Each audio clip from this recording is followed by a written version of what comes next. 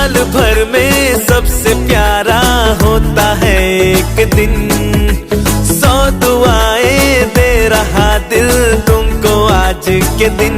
I wish you happy happy birthday, happy birthday, happy happy birthday to you. I wish you happy happy birthday, happy birthday, happy happy birthday to you.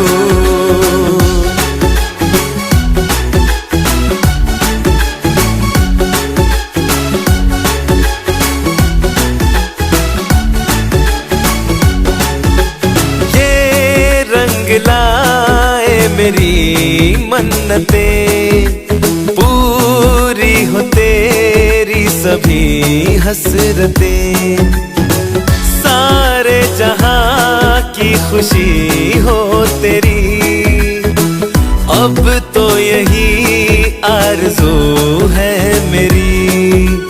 एक इशारे पे तेरे मैं जान लुटा दूंगा, तेरे ख्वाबों को हकीकत मैं बना दूंगा। I wish you happy happy birthday, happy birthday, happy happy birthday to you. I wish you happy happy birthday, happy birthday, happy happy birthday to you. I wish you happy happy birthday, happy birthday, happy happy birthday to you.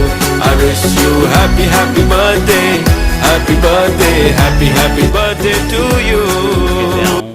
सभिनी दोस्तनि जो शुक्रगुज़ार आहियां जिन मुंहिंजे बचड़े जे ख़ुशीअ में शिरकत बि कई ऐं हौसला अफ़ज़ाई कई ऐं मूंखे उमेदु आहे त हू दुआऊं ॾींदा त इंशाअल्लाह हू पंहिंजी मुस्तक़बिल जी ज़िंदगीअ में इंसानियत जी ख़िदमत जो मनसब खणी इंशाअल्लाह ख़िदमत कंदो ऐं मुंहिंजो बि उनखे इहा ई फर्ज़ंद आहे अब्बास कोहिस्तानी उनजी जेकी सालगिरह आहे 17वीं, उन हवाले सां जेके बि जामशोर जूं सियासी समाजी पार्टियूं हिते आयूं हिन नौजवान खे जेको आहे उन ते ॻाल्हायूं, उनखे उत्साह ॾिनऊं।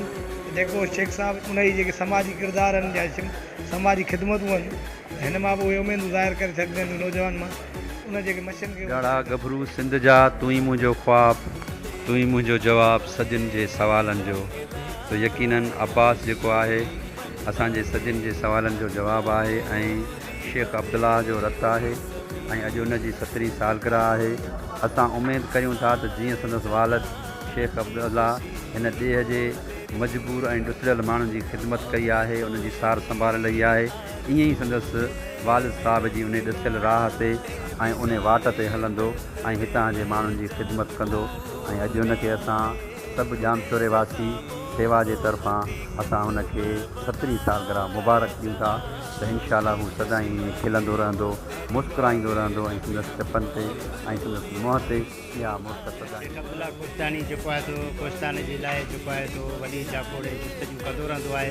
अॼु उन उनजे औलाद अब्बास जी जेको आहे तो सालगिरह आहे, उन में असां सभु शरीक थिया आहियूं।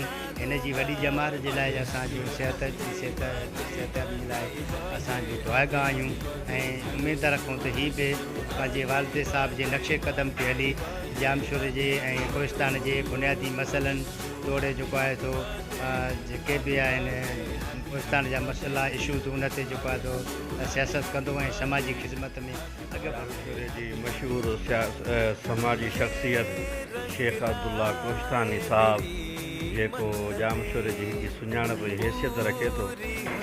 अॼु उन जे फर्ज़ंद जी जेको आहे सालगिरह हुई जंहिंमें असांजी जेका शिरकत थी ऐं असांखे ॾाढी ख़ुशी थी ऐं मुबारकबाद पेश कयूं था अब्बास साहिब खे अल्लाह तबारक व ताला उनखे अञा मज़ीद ज़िंदगी अता फ़रमाए।